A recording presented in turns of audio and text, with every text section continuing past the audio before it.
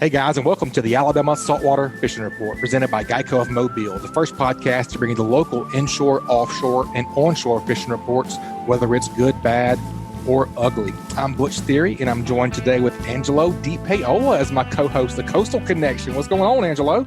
Oh man, dude, enjoying a little bit. The rain finally letting up. Yep. I got to fish for the first time in a little while yesterday. We had a pretty good trip, and man, there's light at the end of the tunnel with COVID. Stuff's opening up. Man, I'm living the dream, actually. That's right. I'm ready. I'm ready to get all this mess behind us and ready for tournament season, man. Ready to get on the boat with some friends and catch some fish. I'm over all this mess for sure. Oh, yeah. Well, what'd you guys get into yesterday fishing? Man, we did a little daytime sword fishing and were blessed enough to catch two. Kept one, let one go. A few bottom fish. Saw some surface life.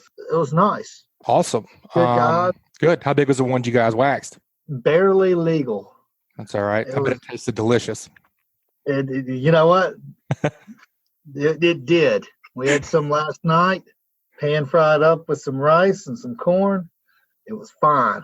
Sounds amazing, brother. That's awesome. Did you guys check Hilton's offshore charts before you left? That's who brought us the show this week. Let's talk about that a little bit. We had Mr. Thomas Hilton on the show last week, and he sent us some screenshots of some blue water and some altimetry, some upwellings, some downwellings, and kind of gave us a lesson on all that. Did you guys check that before you left yesterday? We took a look at it. You know, with the sword fishing, it's not like Paramount defined the blue water. Right. But you know what? There is some correlation with just life in general. Yeah, I agree with that. No matter what part of the water column you're in, there's some correlation with that. I don't know if there's any science proving that, but like I feel better when we're in blue water fishing. Even if you got to check it.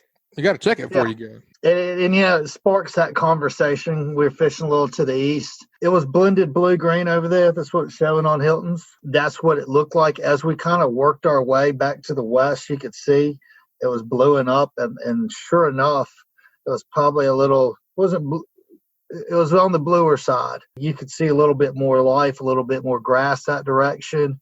And I just wonder, the steps looked like there was like a nice little eddy piece of body of water right there north of Petronas. And when you get good water in that part of the Gulf of Mexico, just because you're kind of in the bend of the continental shelf, It goes from 1,500 feet to 400 feet really quickly. We were talking about, I bet, some killer wahoo fishing up in there right now. Oh, yeah. I bet there is too. Hopefully some people will be able to get there and get out there and start trying that out soon. Just wind will lay down a little bit. We'll have I think we're going to have some good weather starting Friday. Hope so. I bet there are going to be a lot of people out on the water this weekend, enjoying the great outdoors. I bet, man. I bet everybody's chomping at the bit for sure. Everybody's been locked up in cages for, a month and a half now? Dude, let me tell you, man, mentally. Oh, yeah. I needed that. Yep, I bet, man. All right, man. Well, I reached out to a couple of people trying to get some information, trying to see what's going on this week. I talked to Mr. David Thornton, the pier pounder. He didn't have a pier report, but he told me to make sure to tell you guys that are in the ACFA that the meetings and the tournaments can't take place, but the big fish and the CPR contests are still running. So you guys don't forget about that. Let's head on down to Chris Vecsey, man. Let's see what he's been doing down in Orange Beach. What's been going on down there in Orange Beach, Chris? I heard some good news is coming up around there. Huge news, finally, considering our beaches are finally being freed up, from ransom. So we're going to have open beaches starting tomorrow at 5 p.m. That's huge. That's been probably one of the biggest upsets, both locals and the few tourists that are still here. That's really going to help us kind of get back to normal, which is normally April and May. That's critical surf fishing time. So it's been a bummer having that closed. So as you can tell, I'm pretty excited about it. I know all the locals are. So yeah, this week's going to be, we're going to have a real positive note on this week for sure. That's awesome. So beaches open April 30th, Thursday, 5 p.m., correct? Thursday. Yep.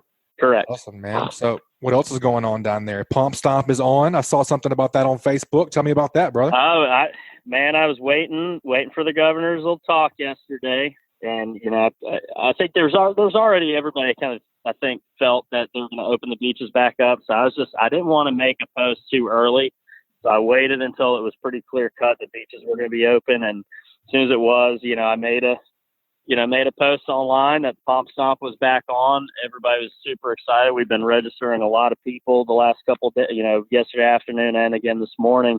So I think everybody is waiting. So that's, it was nice to give that news. We had a lot of momentum with the tournament this year. A lot of people excited to fish it. It's just, it's real kind of friendly to every fisherman because pompano, as you know, it's kind of any man's fish. It doesn't matter how good you are at catching them. You can't really dictate size. Anybody can catch a winning fish. So everybody looks forward to getting on the beach and fishing, fish from the beach and around the pass, every year for the tournament. And we had a lot of momentum, a lot of people sign up early, and then to have the beaches closed right prior to the start of the tournament, that really took the wind out of the sails. What's the dates on that? Well, normally we have it the full month of April, but because we had to push it back and because the beaches are opening tomorrow, we're going to do it the full month of May. So it'll start, first thing Friday morning, May 1st, and it will continue on until the end of May. So basically last day of May is last day to fish, $25 to enter. We got a lot of good prizes. First place prizes in each category. There's 2 categories, biggest fish, and then we have a 3-fish aggregate. And how the aggregate works, this is the one that sometimes confuses some people. How the aggregate works, it's not your 3 biggest that you bring in all at once. It's your 3 heaviest pompano you weigh throughout the month. So you're always, even if you got a couple big fish weighed, you're always trying to weigh in bigger fish to keep upping your aggregate. That way, let's say you have the biggest fish. If your biggest fish gets knocked out, then you'll automatically place in first place in aggregate if you have the biggest aggregate. That's how we've kind of structured the format of the tournament and how you place is that you'll always automatically get the highest position for your fish. So you have first, second, and third in each category. You cannot win in both categories. So we automatically have 6 winners regardless. We've also had some prizes donated this year from a couple different tackle manufacturers. So we're going to be doing weekly prizes as well. It's going to be randomly drawn from the list of participants. We want as many people to win something as possible. We're also going to do a raffle at the end of the tournament for a brand new beach cart from Sea Striker Tackle. That's something that they donated to us this year as well. So between that and our normal prizes, I mean, there's a lot of good stuff to win. That's awesome, man. That's exciting. I'm ready for the guys to get back out there and start seeing some pictures of some more pompano. If people want to sign up for this or get a ticket, what's the best way to do that? You can I don't have an online registry. That's just one of those things I never got set up, but you can call us at the store to register over the phone. That's 251-981-4245. Or you can come by the store 7 days a week, 5 a.m. to 9 p.m. and sign up and register. And then as far as weighing fishing, you do have to bring your fish to the store to weigh in. Now, if you're fishing, let's say you normally fish Dolphin Island or you fish Perdido Key, whatever, and you don't want to have to drive over every time. I've kind of allowed it to where if you have a couple big fish you want to weigh in, put them on ice, give me a call, let me know you have some fish already. That way, if you want to fish another day before coming over, you can. I just need to be notified. That way you don't bring me some fish that look like they've been taken out of a freezer. You know what I mean? Certainly. So that's pretty much it. But other than that, it's register over the phone or in the store and bring the fish to the store to weigh in. Well, that's great news, man. Let's talk fishing a little bit. What you been up to? What you been chasing? Dude, I've had a mix of things. I mean, I've been fishing some, but this week I had to do a lot of adulting. That's the worst. I'm learning more and more about it as I get older. And I'm learning that adulting isn't something I really want to do. But I've done a little bit of inshore fishing this week, caught some nice redfish, a couple of really nice trout in the, kind of mid 20-inch range. Tried to do some head hunting for some, truly big fish. But normally this time of year, I'm on the beach. Either sight fishing or walking and fishing the close-in troughs for big trout. And that's something that I won't be able to do until it'll be Saturday before I can get on the beach. But that's normally what I try to do this time of year is fish big trout in the surf. Chris, what part of the beach are you kind of towards, Gulf Shores, Fort Morgan area? It's always something I always hear the people that's grown up and the true locals that grew up over here in the south end of Baldwin County fishing the beach. What's that entail? A lot of people, I think, misunderstand when they first got it. I think they have more of a generic surf fishing approach to it. But you don't want big, long surf rods. You want 7.5 foot, same 6 inches inshore fishing from the boat. Most of those trout are going to be in the first troughs, the closest troughs to the beach. So when you see, when I see somebody walking out to the beach and first thing they do is they go strolling into that trough and walk onto the bar and try to wade out where the waves are. They went past the fish. Most of the fish are going to be in that first trough. Now, later in the day, they usually will move out, and you can fish them out on the outsides of cuts and little breaks in the bar, much like you would for pompano. But instead of fishing set rigs, I'm fishing 100% artificial lures, mostly plugs. I like hard baits over soft baits when I'm fishing the surf because you have a lot of blues, ladyfish, things that are going to tear up your soft baits. Hard baits have a real good signature in the water as far as between vibration, flash. They get a lot of attention. They don't get torn up as easy. So I mostly use big twitch baits and jerk baits, and then also top waters, when it's applicable. Chris, what kind of conditions? Like, I'm just thinking I wouldn't mind going out there and doing that. And what kind of conditions are you looking for? Angelo, there's, first off, you saying you wouldn't mind doing that. You have my phone number. You're welcome to come trout fish the beaches with me whenever you just got to let me know when. But as far as conditions, I think a lot of people get the impression that that's something you have to do on relatively calm days, and it's really not. I would say some of my best days I've ever had fishing beach trout have been when there's actually a fair amount of surf action. And just to recall a day, I was actually telling my boss about this other day, and he's like, I don't know how you remember dates like this, but my best day ever fishing the beach for speckled trout was on June 17th, 2003. And one of the things that stands out, not only because of the amount of fish and the quality of the fish I caught that morning, but the main thing is it was rough as hell. It was not calm by any means. Water was kind of milky. It had a green color to it, but the conditions were definitely not ideal. But there was so much bait that was being worked into those troughs. The tide had just turned, had just started coming in, and we had so much bait filling these little pockets down a little section of beach about a mile past West Pass and Gulf Shores, and the trout were just in there about as thick as it gets. It was awesome action. I would have traded a lot of different, offshore tuna fish and whatever to experience that bite with those big trout. That's fun. You definitely need to do that if you've never done much of that, Angelo. It's fun, buddy. Man, I want to. I've got to get more into it. Sounds like an invite to me. You just got one. I am. I just need to wake up. What time do we have to wake up, Chris? Oh, God. Here's where you're going to.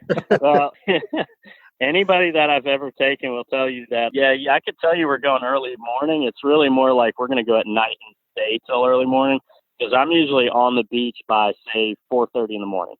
I mean, it's still blackout when I'm working those troughs, and I do a lot of scouting ahead of time, to find out, okay, there's holes here, there's a nice break in the bar there, because if you can get there while it's still dark and fish those spots, it's not that you won't catch fish when that sun comes up, but that big girl, that, 8+ pound fish that might be in there, you have a way better chance of catching her in the pitch black than you do once that sun comes up. So I'm a big believer. I'm a big believer in getting there early, but if you want to sleep a little later, we can wait till, say 5 o'clock to go. No, I want to go catch fish. If I can wake up early. You could take you a nap. You could take you a nap a little later, Angelo. You'll be fine. All right. Well, Chris, that's one of the best things about it. One of the best things about it is I'm usually done fishing by 9 o'clock. I can go home, either get something done or take, like you said, take a little power nap, before the day starts. I mean, I'm off the sand before, the anthill gets kicked over and all the people start flooding out on the beach. So, yeah, that's my kind of fishing schedule as well. Well, we got to get that tip from you this week. This week's tip is brought to us by KillerDock, man. KillerDock is raffling off one of these tables, by the way. You now have a chance to win a KillerDock at $50 per ticket. They're going to do a raffle for the proceeds support Ben Dunham's immediate family. They're doing a tournament down on Dauphin Island. It's the Ben Dunham Red Snapper Shootout. You guys, to purchase a ticket, you have to go to app.fishingchaos.com. You have to register for the tournament and then select KillerDock raffle and add the number of tickets you want. You guys go on Facebook, go to KillerDock, and check out that Ben Dunham Red Snapper Shootout. I'll share this flyer on our Facebook page as well if you guys are interested. $50 ticket to win $1,000+ fish cleaning table is a pretty dang good deal if you ask me. I think I'm willing to take that chance. I like it. What you think for a tip this week, Chris? Well, I mean, we're talking about beach fishing. We've been talking about trout. We've been talking about pompano. I'm going to pick a few. I'm going to have, Angelo's asked me about conditions. All right, so I'm going to give, say, 3 or 4 But I'm just going to say my biggest tips, the things I look for when I'm going to head out on the beach, whether it's really, it doesn't matter if I'm fishing for trout or pumping or whatever, there's a few key things I always look for every single time I hit the beach. So why don't we go into that? One is, one of the questions I get asked most is tide. Which tide do I prefer? And the answer is yes. Incoming or outgoing, yes. You need tide movement, but it's more of the key phase of it. I always try to be on the beach within the first, try to fish that first couple hours of the tide swing. That's usually when the peak bite is. The fish have settled after feeding from the last tide. You get that slack period where they get kind of lethargic and scattered about. And when that tide starts to move again, it's almost like the dinner bell being rung again. Things start to get kicked up as that tide moves, and the fish, that feed is going to peak again. So I'd always say it's not so much the incoming or outgoing, but that first couple hours of the tide change is what I look for the most. My other tip is activity. This may seem like common sense, but, if I see any kind of activity, whether it's, larger schools of mullet in one area, blue runners, pop in a certain area, there's a reason why fish will tend to, go to one spot over another. Even if it's not the species you're looking for, usually, current changes, rips and things like that, or even a little temperature break is going to, draw those kinds of aggregations. So, when you get in that spot where there's a bunch of small fish, just kind of popping the top or moving around, that's always going to be a good spot to fish. A lot of guys will get into ladyfish, things like that, and they'll think they need to move. They're like, well, this isn't where the trout are or whatever. They're there for the same reasons the trout are there. So I'm going to fish those spots. Yeah, you gotta take the good with the bad, deal with some ladyfish and blues. That's where your trophy trout is. He's in there feeding as well. So that's what I'm always going to say. Next thing is, don't be afraid to move. Don't sit in one spot on the beach. Don't wait for that bite to happen. If you've been there for 2 hours and you haven't seen anything go by, you haven't had a single bite. Beach fishing is, to me, it's good exercise. I mean, you need to constantly move to try to find spots that are holding fish and producing fish. And I think that's why I like fishing artificials the most on the beach, is it keeps me constantly moving, constantly looking for those better spots. But if I'm in an area for more than, say, 45 minutes to an hour tops, and I haven't got a bite, my feet are on the move again. I'm going somewhere else. And so, fish that tide change. Always look for any kind of fishy condition whatsoever, even if it's not something that might be apparent to you or obvious. Anything that looks like there's some activity, follow that. You see a little slick on the surface, you see a couple mullet jumping, fish that area. And if you don't get a bite quick, get on your feet and move. I like it, man. It's a great segment, chock full of tips, Chris. We appreciate it, man. You guys give Chris a call at Sam's and go see him and get a ticket to the Pomp Stomp. That's right. I think it's going to be the way the Pompo have been biting this year, already again this week. We're about, I think, 7 or 8 days out on the full moon. Those Pompo are no doubt going to go on the spawn again right around that period. I think I would fully expect for the next, 8 to 9 days, we're going to have a really stellar bite on Pompano again. So if you're thinking about entering the tournament, you think of a better start than a full moon spawn. I mean, the numbers are already here. People are already just, catching a ton of them. $25. Think of all the things you've wasted $25 on in your life that you got nothing for. At least now you're going fishing anyway. You have something, you might have something to show for it. That's right. I like it, man. I'm ready to see people on the beach again. Me too. Oh, absolutely. Absolutely. You fishing this weekend? You gonna be fishing a jig or a set rig? What you gonna catch the big girl on? Me personally, I'm always fishing a jig. I'm just not much of a set rig person. I mean, we're catching too many on jigs right now. Just to throw in another thing, everybody keeps asking me about which jig, and it seems like a lot of people are getting real picky, saying, oh, it needs to be this particular jig, this particular color. Look, in the last 3 weeks, I've caught pompano on probably 8 different colors, probably, 7 or 8 different types of jigs. They're not as picky as we are. So, right. Anything that has a bright hue to it, whether it's orange, pink, yellow, or even just white. I mean, we caught a bunch of them on just white jigs the other day. Don't give the fish too much credit. Just give them something to cue in on, something in the general color scheme, and you should be able to catch them. But no, for me, it's always going to be a jig. Man, Perfect. We used to catch them on gotcha plugs growing up. I mean, that is moving. Yeah, if you were to look through my my Instagram feed, you'll see a lot of pompano I've caught in the past on, different twitch baits. I've caught them on top waters. I mean, they are a jack. I know a lot of people like to deny them that, but that's all there is to it. They're still a jack. They do jack things. The all tackle world record was caught on a top water plug. So, they will absolutely hit all kinds of lures. Awesome, dude. Well, I hope you guys have a great turnout, and we look forward to seeing the results of that pump stomp. I'll be keeping up with it. Good luck, buddy. I'm sure we'll talk to you soon. All right. Thank you. Thanks for having me. All right. Later, Chris. All right, Angelo. I like talking to Chris, man. That was a segment chock full of tips. Every single thing he said was a tip. That dude knows his stuff. I like talking to him. Dude is methodical when about what he does. Yeah, he's got it figured out for sure. Man, Angelo, I can't imagine what it would be like being locked up with kids right now at this time. I bet you guys are going crazy over there. Dude, let me tell you, when I got home last night, my wife looked halfway crazy. The house was a minor war zone / tornado disaster area.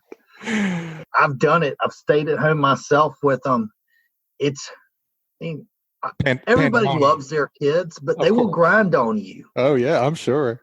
The CCA is doing I don't know if you've seen it yet. Maybe you need to download these. They're doing a coastal coloring contest. I know you've heard of the Bonnie Fly. He does some super, super cool designs. They have 3 different divisions right now, grades K through 2, and then there's a 3 through 7 and an 8 through 11. So it's 3 different contests, so age groups aren't competing against each other.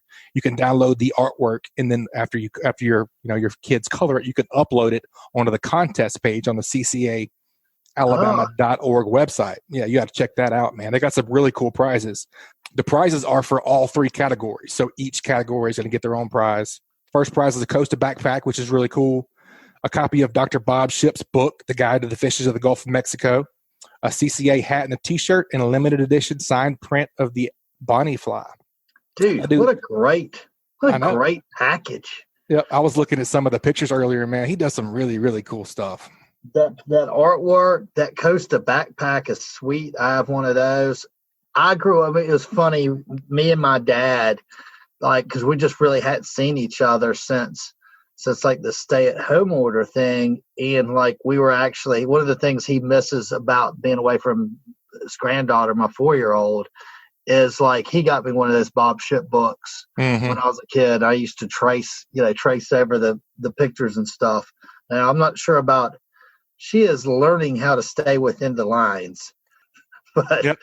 She'll get there, man. Well, the deadline the deadline for submissions on that is May 7th. Voting ends May 8th. You guys go to www.ccaalabama.org and go to the Coastal Coloring Contest and get that done. Man, what a great deal. Agreed. All right, Angelo, get the inshore report, man. I'm pumped up about this. I know fishing's been good. It's been a good year so far. Let's head on down to Dauphin Island area. Who knows where he's been? The Marshal of the Mississippi Sound. What you say, Captain Bobby? Man, I'll tell you what, that is some great news about the beaches opening. I know those guys over there really are, everybody's looking forward to it. I mean, let's face it, but man, those guys that do that beach fishing, which just fascinates the heck out of me. I'm just so tickled that they're going to be able to get back out there and do what they like to do, Yeah, me too. The Bama beach bum's been foaming at the mouth. I know that. He's ready to get out there. He's been the Bama beachless bum lately. We've been making fun of him. Poor guy. God, that's torture, man. That's torture. I know it. That poor guy, man. What you been up to, buddy? You been chasing the trouts or the reds or what? All of the above, yeah. I get mostly trout. We get trout on the brain this time of year, as we do most of the year. So most of my trips have been trout trips, and with some reds mixed in either by accident or some of the days when we really caught the trout early that we'll go try and catch some redfish, and they've been pretty reliable too. But like you kind of led in with there, the fishing has just really been good, and probably since the last time I was on, it's continued to be as good, if not, not better than the last time we talked. There's a lot of spawning activity going on right now, and we're finding these schools of trout that are just balled up in wads where you're catching, these big schools of male trout mixed in with the female trout. And it's, 3 or 4 weeks ago, the fish I was keeping had little kind of tiny thin roe sacks, and the ones that we're keeping now, the few that I'm cleaning that have the roe sacks are just huge. Now they're the size of a cigar, even in, we don't keep anything bigger than 20 inches, but even like the 15 to 18 inch trout that we're keeping, the females just have giant roe sacks in them. And so that's just telling you that they're really in this peak spawn right now. And that's really going to probably peak coming up in the next couple of 3 weeks. you'll have one of the major spawns when it gets, if everything comes together like it should. The full moon in May is kind of one of the peak spawns of the year, and man, everything's in place for it to really be a good one. If you keep up with the river stages, the rivers went back in flood. The upstate rivers, the Tom and the Alabama, went into flood, but they both crested, and Berry's scheduled to crest really probably today or tomorrow at just under 13 feet, and they all fall out. They're showing to fall out really fast. So that's the only downside, is the bay had cleared up to the point that we're actually catching some fish at the mouth of the bay. That's going to go bad. That's going to be bad for a little while. But down in the Sound areas, anything west of the Dolphin Island Bridge, all the way around to the Gulf beaches on the west end, and all the way into Mississippi, the Mississippi marsh down there has just got beautiful water. And it's perfect water. It's not too clear and it's not too muddy. And when I ran back up, I fished at Dolphin Island yesterday, and I ran back up, and you start to hit some off-color water about Katrina Cut heading back east. But even I caught fish all the way back to the island, even in not great water, but it was plenty salty enough, obviously, to catch fish. And so it's about as bad as it's going to get right now. So it's only going to continue to improve. But there were fish all the way from Dolphin Island, from the island, the bridge, all the way down to the very west end, all along the beaches and the little bit of structure that's down there in the former reefs and that sort of thing. And I'm still using all artificial bait. I'm going to probably be at a point, probably too much longer, I'm going to have to go to the dark side and start carrying some live bait. It just happens every time. And I basically compare notes with Richard and Patrick and my brother and a couple of the other people just to kind of see, because they'll use live bait, just kind of compare notes with them. And I see now that my trip, when I'm starting to compare, with my trips are starting to get closer to mine now. So I'm going like, oh, well, I guess I'm going to have to break down and get some shrimp, which ain't a bad deal. I don't mind getting it if it's easy to get. I don't like chasing it all over the place, and I haven't had to, but everything we're doing right now is on all artificial bait. We caught trout yesterday. My first wade trip of the spring. We caught trout on slick lures and topwater baits. Topwater baits are early, and then slicks, when the sun kind of got up a little bit, we switched over to slick lures and caught them wade fishing, and then got in the boat and fished some of the reefs using grubs and caught fish doing that, and then got back towards the island and fished some of the shell back that way with voodoos under popping corks and caught them that way. And the voodoo popping cork thing in topwater on the north end of the Sound, up in the marsh, the Grand Bay area, and down almost into Mississippi, that's kind of been the deal there. It's that's all real shallow grass flats, and man, that voodoo just gets it done with that. We use a Fairhope rattle popping cork, and that rig I got them on when I'm especially over in that area. That's about just about every rod's got that set up tied on right now. That's awesome. Any particular color on the slick lures? Yeah, early in the morning we were using the one he's got named after me, which is the one that I use most of the time, is the B-Cat, which is the pearl and chartreuse tail. But then I switched over to a new color he's got out called Cold Night, which is kind of a purple. I don't know. It's kind of a translucent purple with the chartreuse tail. And you could really see as the sun got up to where that lure started really working a little bit better than the B-Cat. But those were the two that we, what we started off with and ended up with. Those are the only two I used. So, but just basically it looks like you just go into a more subtle color when the sun gets up a little bit. That day I went wade fishing with Richard. That's what I was whacking them on, was a Cold Night, and redfish were loving it. Yeah, I'll tell you what, he's on to something with that color. I'm partial to that chartreuse tail, because the Cold Night and the Cool Beans are the same color, except the Cold Night's got the chartreuse tail. And I just am partial. I just love that chartreuse tail. And, even though I've caught plenty of fish on the Cool Beans, something about that chartreuse tail, I just think the fish pick up on it from a little bit further away with that little flick of that chartreuse tail seems to make a difference, As a very novice inshore angler, what is it about the colors? I mean, like, was it water conditions? You said something about daylight, about sunlight. It just found that very interesting that certain days, certain conditions, is it what they're feeding on? Well, it is, but that's a good question about the color selection and the condition of the water, and of course whether it's offshore or inshore pond fishing, nothing's exact, but typically my color selection is the more off color the water is, or the lower the light is. In other words, like early in the morning or cloudy days or off color water, the brighter color I use, and white to me really reflects the most light, because what you're trying to do is the fish has got to see the lure. It doesn't do you any good if he doesn't see it, So, and I think with that white or that pearl, you get a lot more light reflection off of it, which lets the fish see the lure from further away. The downside to that is I've never seen a pearl white mullet, So right. what happens is, I think is you have to go when the more the fish can see the lure, the more natural the lure's got to look too. So you got to it's kind of a double-edged sword. You want them to see it, but you don't want what they see's got to look natural. What happens is you start putting that pearl white out there on a bright, when the sun got up like it did with us yesterday, and we were in really clear water, that white is it doesn't look natural to them. They're seeing it, but they're going like, that ain't nothing I want to eat. Yeah, what the heck is that? It's a piece of plastic. So you go to a more subtle or a more natural color. So, general rule of thumb for me is the clearer the water, the more natural, the more I want to make that the lure selection I'm going to be is something as close as I can to what they're feeding on, which down there is on, or really is anywhere is mullet. So I get something that's closer to, that type of prey. So that's how I pick my color. So that's kind of the general rule of thumb. Now, sometimes it'll be bass backwards. You'll go like, they shouldn't be hitting this in the middle of the day, but they do. Because, and that's from offshore fishing, pond fishing, inshore saltwater. They'll make you look like a monkey, but 80% of the time, it's an 80-20 deal. About 80% of the time, that usually works, The more natural, the clearer the water, the more natural I want the bait to look. Makes sense for sure.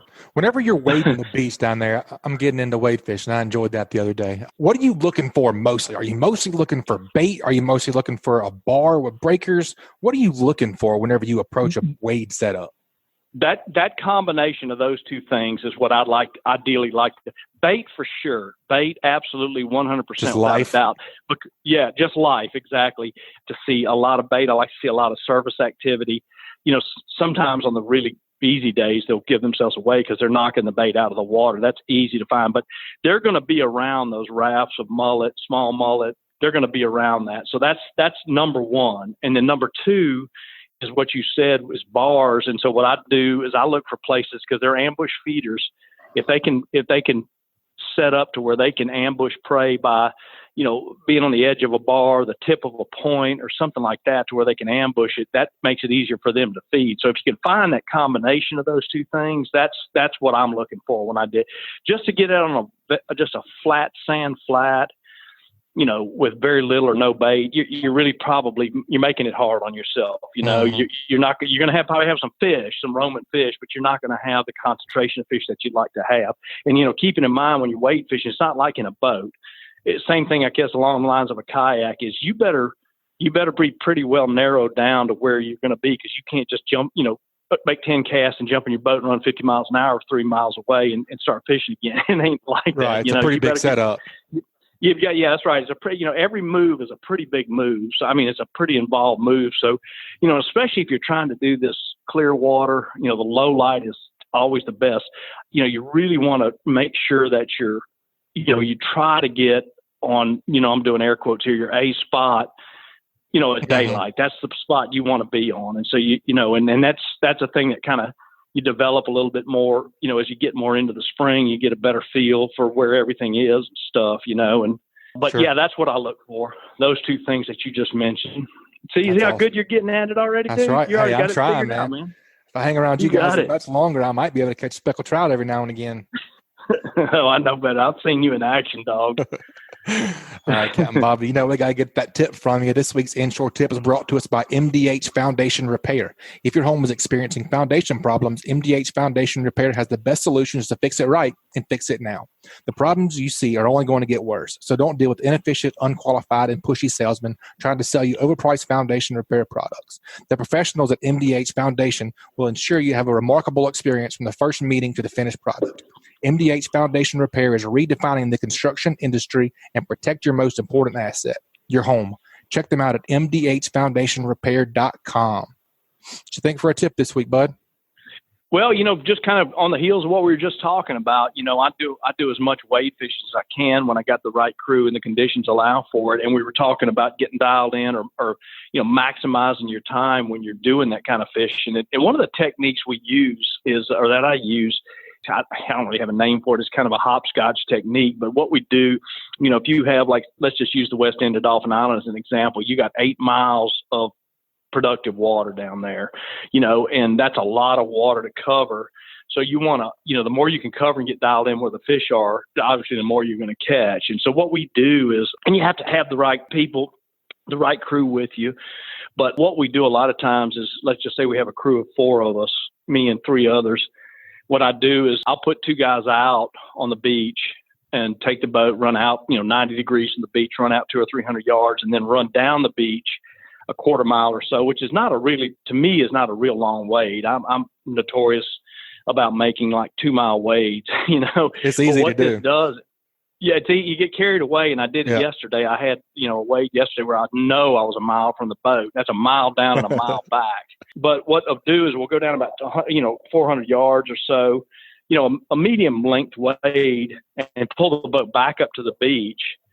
Those 2 guys jump out and start wading. And so when the guys were wading towards the boat, they jump in the boat, do the same thing, and we can work a lot of beach in a fairly short period of time. And if somebody hits on fish, you can either wave when they're riding by, or I carry now just a little cheap, little walkie-talkie things you can get now for about $30. Your hunters use them and stuff. And so and those things have plenty of range. And so if somebody hits, you just kind of pull the boat in there, and now you're on the fish, and it's really a great technique, particularly early in the period where we're at right now. The water's cool. It's got and really, as it warms up, it's going to even get a little bit better. But, in this period right now, you really have to, it takes a little while to kind of get dialed into where everything is, until I'm down, you're down there doing it a bunch. And what it does is it lets you just cover the water. Then probably by the next day or 2 days later, you get dialed in enough where you don't even have to do that. You can just pretty much go to where you're going to be able to catch fish, So anyway, I've never seen anybody do it before. I don't know if we invented it or what, but it's a great way to cover a whole bunch of water and to cut down on the amount of walking you have to do. Absolutely. It's not easy to walk in those waders. I know the water's still a little bit chilly. It does. I can't do waders. I went in the guys I had yesterday, two of them I think had waders, and I brought my waders, and running down in the morning, it was cool, running before daylight. But man, if I can get in that water, if I can just get in the water, and slowly get the Captain Bob-O-meter wet. That's right. You get used to it pretty quick. But once you're in and moving, especially if you start catching fish, you don't think about it. Then the only time it gets really cool then is when you get back in the boat and have to make a run. And I leave a sweatshirt laying there on the console and throw it on until we jump back in the water again. But the problem is when we made that long wade yesterday is you got to walk back in waders, which I walked back and got the boat. They didn't have to do it. But if I'd had my waders on, man, I would have been exhausted walking back. So if I can get away without wearing waders, I'm going to do it, Yep. It's a personal call, what you like to do. But I typically, it's going to have to really be cold for me to wear waders. Yeah, me too. And if it's that cold, we don't need to be fishing in the water anyways. That's exactly right. That's right. You're well, right. Man, that's a great report as always, man. We appreciate you being on. If people want to book a trip with you, I'm sure you're getting booked up for summer. What's the best way to get in touch with you? The easiest way is just go to the website, which is all one word, ateamfishing.com. And it's got a contact us tab that you can either use the phone number off there and call, or just fill out the little online form, give us the dates you want and so forth, and we'll get back to you. But we're booked. I'm booked solid for May, but I know I just took a call for some trips in June. I got some dates in June, but give us a call. We'll get you fixed up. Awesome, man. Sounds great. I'm gonna get a wade trip with you for sure. Let's get that done. Absolutely, man. I'd love to do that. Count me in for that, Butch. That sounds like you got it, Angelo. You got it. Sounds good. You got That's it. a deal. All right. All right, Captain Bobby. We appreciate you being on, and we'll talk to you soon, buddy. Keep whacking them. Thanks, guys. Thank you. Man, well, let's round this thing off with a good offshore report. Let's head on down to Captain Dustin Bedgood, Orange Beach, Alabama, with Fed Up Charters. What you say, Captain Dustin? Hey, guys. How are y'all today? Man, we are all right. Now the rain and the storms are out of here a little bit, trying to see a little sunshine soon in the future, man. What you been up to? Yeah, I've been doing a little fishing.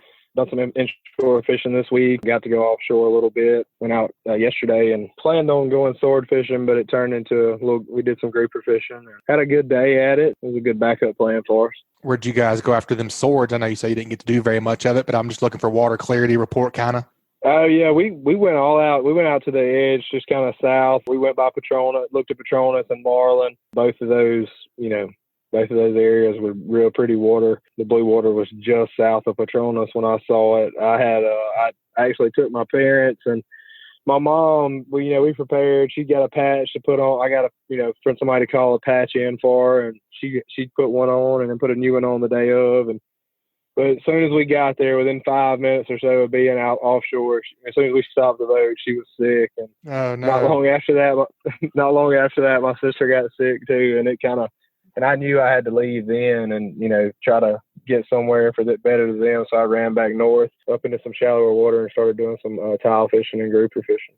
Nice. What'd you guys get into? Caught some tile fish. We were fishing about 900 foot of water, just kind of letting we were only fishing 2 rods, so I just alternated my weight a little bit, fishing in about 900 foot of water, and I was just kind of dragging my baits up a ledge. Tried a couple of different light setups, and I just found a green glowing light or either just a glow stick was what was working best.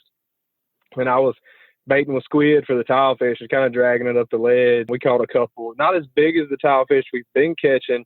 Been catching some really nice ones, just doing the same technique in the same areas. And that same, I fished for them out to about 1,200 foot where I caught some really nice ones, the deeper waters where I caught the bigger ones, and I found those catching them on my sword bait. We caught a couple of those, but I really wasn't marking the bait like I had been, in the last few times I went there. So we just kind of moved on from that. I was just trying to keep the boat in the waves, trying to keep it as calm as possible. We worked our way up the hill a little bit more and got into some yellow edge grouper, and we did pretty good on those. And, we were catching them pretty good. A few sharks, but we were catching those using a little different tactic. We were fishing with red meat. No, we didn't fish. I didn't even, use any squid or anything. I just went just with red meat.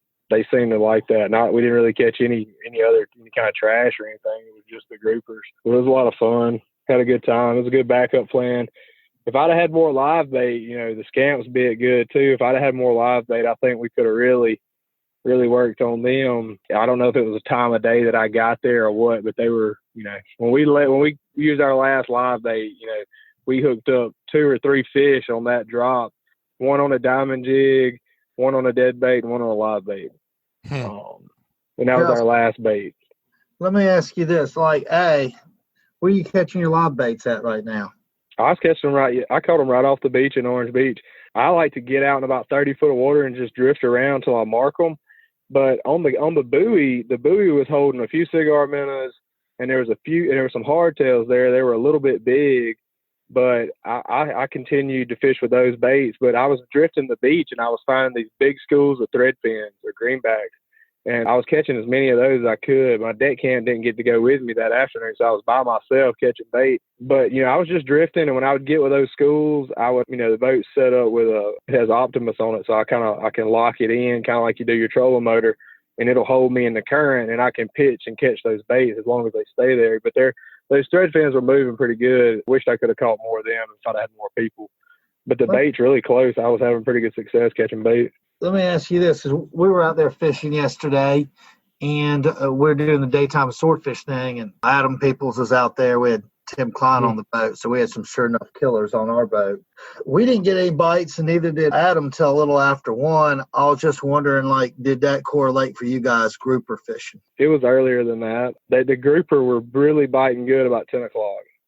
I hear you. And, they could have continued to bite good later, but we were gone. We were already headed back, not long after that. But I was thinking, I've had a bunch of people call me about fishing this weekend. I'm going to be fishing a lot this weekend. I'm going to be doing a good bit of sword fishing. And I've had people ask me, when they need to be sword fishing or whatever. I'm like, it's a middle of the day thing. That's the moon setting up. It's the middle. You need to be fishing in the middle of the day. I told a friend of mine, I was like, you need to have your bait down at lunchtime, 1 o'clock this weekend. Have your bait down. Don't lollygag.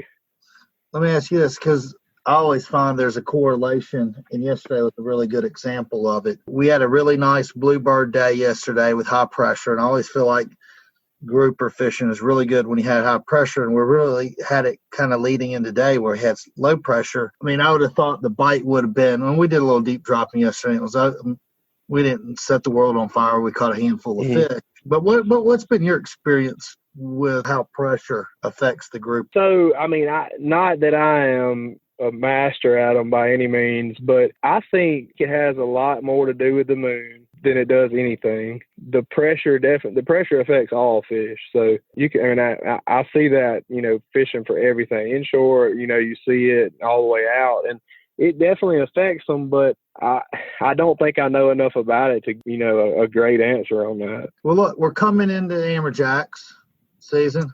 Yep, opens May 1, right? Jacks. Yep. Yeah, we were catching jacks deep dropping pretty good. We caught 2 really nice, they would have been keeper amberjacks and almacos too. But yeah, we do a little bit. We don't get after them real hard, but we do. If somebody wants to go catch them, we can usually go make it happen. I like to go out and get over some natural bottom and stuff and catch them on jigs and not have to use as heavy a tackle where you got to keep them out of a structure or off a rig. But I'm sure this first weekend, any of the rigs out in 200 foot of water or more should be pretty good. You should be able to, I would think you should be able to find them fairly easily this weekend. I mean, I'm not catching as many now as I normally do, but, it's not something that I do. I only do it really on request. I'm not they fight too hard for me, first off.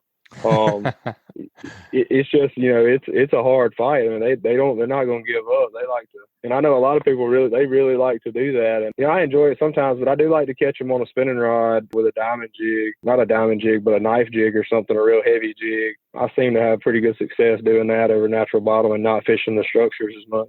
All right. Well, I like this. Let's talk amberjack a little bit. I guess both you guys, Angelo, I can ask you the Hey Cap question too. This week's Hey Cap is brought to us by Foster Contracting. The recent thunderstorms that have been producing wind and hail in the area may have damaged your home's roof. The certified roofing pros at Foster Contracting offer free roof inspections, and if your roof has received damage, most homeowners will have little or no cost out of pocket when going through your insurance. If you are looking for quality construction with a dependable, licensed, and fortified roofing professional, give the Fortified Roofing Pros a call at 251-973-9999. They're a family-owned business that is big enough to get the job done, but small enough to care. Remember to support the local businesses that make your local podcast possible, and check them out at fortifiedroofingpros.com. This week's Hey Cap question is from Chris Vecsey. He actually says, "Hey Cap, let's talk amberjack." It's kind of a multi-part question. You just said something about 200 foot. He said, "What about depth? What do you think, Angelo? What's your go-to depth, or where do you start out for amberjack?" This weekend, you can't catch some in those shallower rigs in the 200-foot range. It's going to get pretty hard probably after this weekend would be my guess, because they're just going to get hammered. Everybody's been cooked up. Everybody's itching to go out. And like Justin said, man, if you're looking to tie into a freight train, they fight real good. They ain't the bad people there either. For me, I like some natural bottoms, some rocks that come up. You don't want the rocks that have low release. Those rocks that come up 30, 40 feet up off the bottom, those are the ones to me that are going to have the most jacks, and jacks move around with the bait. So when we talk about the relief, and you find a lot of those rocks in 300 and 400 foot of water, and you can use jigs, you can use a split tail jig, knife jig. And if you want to catch a really big one, I mean, the salt domes, the horseshoes, all that stuff to the southwest, you've got the Alabama Alps over there that hold big jack, and big hardtails are obviously a great bait, a big bluefish. And if you got a way to keep a bonita alive and you want a trophy, that's the way to go. Put a big giant bonita on, put them on a Carolina rig with about 15 feet of 150 pound test leader and bent butt, and let her rip. Yep, that's exactly what I would say too. I like a 15 or 18 foot leader, and a bonita is the biggest. That's the biggest amberjack I've ever caught was on a bonita. Yeah, if you want to catch a big one, that's the tick. What you think, Dustin? You got anything to add to that? Structure, bait, leaders? Yeah, I like what Angelo said. If you want to catch a big one, definitely go over to the horseshoes or, one of those spots. I mean, the biggest ones I've ever seen, that's where they come from for sure. And we caught some giants when, we were catching all the tuna over there. We were catching some giant amberjack. I know a lot of them got ate by sharks during that, but there's plenty there. And that's where we caught a 105 over there a few years ago when they were in season. That's the biggest one I've ever been a part of. but I know there's been some way bigger ones caught out there. I do like to fish over the natural bottom with I like to use a 100-pound braid, 80-pound leader with a jig, any kind of jig really. If it's heavy enough that you can keep it straight up and down, I like to use it. If you're fishing around a rig, like Angelo said, if I'm fishing around a rig, I like to fish like I'm fishing for a giant, a 50 wide or a 30 wide in the rod holder. Tackle up, heavy weight. Off. Yeah, that's right. I back the boat up there. When I hook the fish, I drive away and I lock the drag down, and pull him away from there, and then we can pull it out and let the person fight the fish. But if I don't get him away from that structure, you're not gonna fight anything. Yeah, and if you have some black fins or some bonitas, butterfly them, or either just cut one side of it off and use that. Whatever the biggest bait you can use. You don't want anything else to try to eat it, but you want a big bait. They got a huge mouth and they'll eat it. Especially if you can down rig a live bonita, if you have the ability to keep them alive, or a big hardtail. Put him on that down rigger and drop him down, or either put a bomb on, or do like Angelo said, just put a big Carolina rig with a heavy leader. But I've had more success on the rigs of losing tackle than I have catching the big one. Because they don't stop. They'll if you give them any kind of break, they're gonna expose you. But on the natural bottom, it's not quite that way. You can actually fight that fish and not have to use the boat to your advantage, because there's not as much you can do. I'll say this too. You get on a boat with some people that ain't ever really jigged for them, and they jig for them like they're trying to catch a bass or something.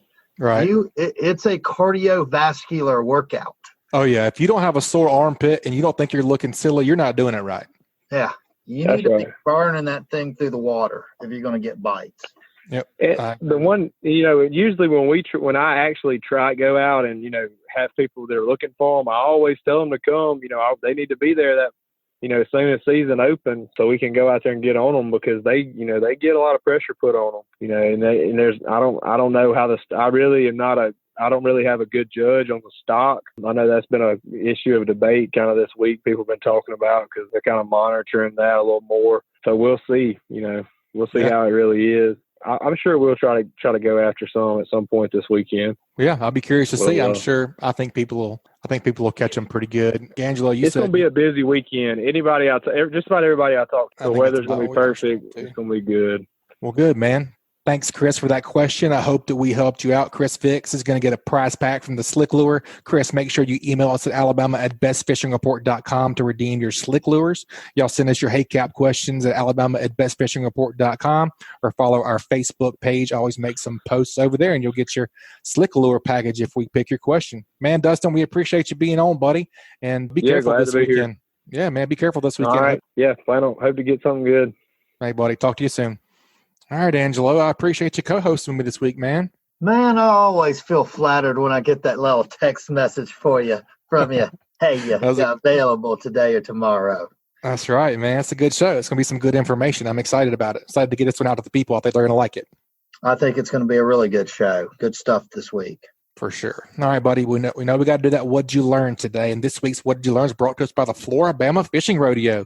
It's that time again. The funnest fishing tournament on the Gulf Coast is back and better than ever. The Alabama Fishing Rodeo has categories that range from swordfish to sailcats. There's a kids division and an adult division, which means there's a way for everyone to compete and win top-of-the-line prizes. A portion of the ticket sales will be donated to Operation Reconnect, a nonprofit organization geared to providing combat veterans coming back from deployment a week-long free vacation to reconnect with their family. That's awesome, man. I'm excited to hear that. I know you know a little bit about the Alabama Fishing Rodeo. Just a teeny tiny bit. This year's rodeo will be June 12th through June 14th, and it's easy to register. Just go to fishflorabama.com for tickets and more details. And I know we're SKA sanctioned event this year. So nice. King Mackerel guys ought to be happy about that again. Heck yeah. Well, dude, lots of great info this week. But what did you learn? Man, I think, and it's the age-old question, I guess it's what they call match the hatch, right? What color lure to what circumstance? And I really loved your question you asked Bobby. Why does that matter? When do you use what color? And he broke it down as far as, water clarity, light. Thought that was cool. That's what I learned. I will definitely be applying that to my inshore repertoire. Well, like when you don't know a lot about it, sometimes you can come up with a decent question every now and then. And he did a plus on explaining that and the theory behind it. I just thought it was very applicable. And especially right now when we're going to have mixed water conditions between high river stages and low river stages, it's couldn't be more timely, I don't think. Agreed, man. Well, like I said, man, I appreciate you co-hosting this week. And if people want to look up some real estate and get with you over there in Orange Beach, Gulf Shores area, what's the best way to get in touch with you? Dude, find me on Facebook, The Coastal Connection. It is starting to heat up. Real estate's moving. It's good. I think we see a light at the end of the tunnel, and I hope all our, me and you are business guys. I hope all our business owners and workers and all are starting to feel better right now. Me too, man. Me too. It's been a sketchy time, and I think we're on the up and up. So all we can hope for is the best. Yep. All right, well, folks. Look, tight lines this weekend. That's right. You guys get them. There's going to be a lot of people in the water this weekend. You guys, please be safe. Use your etiquette. Be safe with your wakes. And that's going to wrap up the show this week. You guys, please subscribe, rate, and review wherever you listen to podcasts. If you'd like us to email you the podcast each week, head over to greatdaysoutdoors.com/ASFR, and we'll send you the new show each week. Thanks again, Angelo. You guys keep whacking them. Fist bump you. I would. I just do it right now. Boom. Social distancing fist bump. Later, guys. Dude. See y'all next week. See ya. This week's Alabama Saltwater Fishing Report has been brought to you by Geico. Call Ron Davis, Geico agent, at 251-445-0053 or visit him online at geico.com/mobile-al. And also Fishbites. Fishbites stay on the hook longer than any natural bait. Check them out at fishbites.com. And also brought to you by Daycool Heating and Air, your home performance specialist. Contact them at 251-260-3858 or check them out online at www.daycoolair.com. License number AL07028. Also brought to you by Coastal Conservation Association of Alabama. Check them out at CCAAlabama.org. This week's Saltwater Fishing Report is brought to you by Angelo DePaola, the Coastal Connection with eXp Realty, your boating and beach property specialist.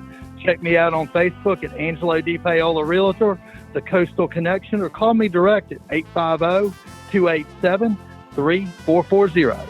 Also brought to you by Advanced Transmission in Spanish Fort. Give the professionals a call who have been trusted on the Gulf Coast for over 25 years at 251-626-6061 or check them out online at www.advanced-transmission.com.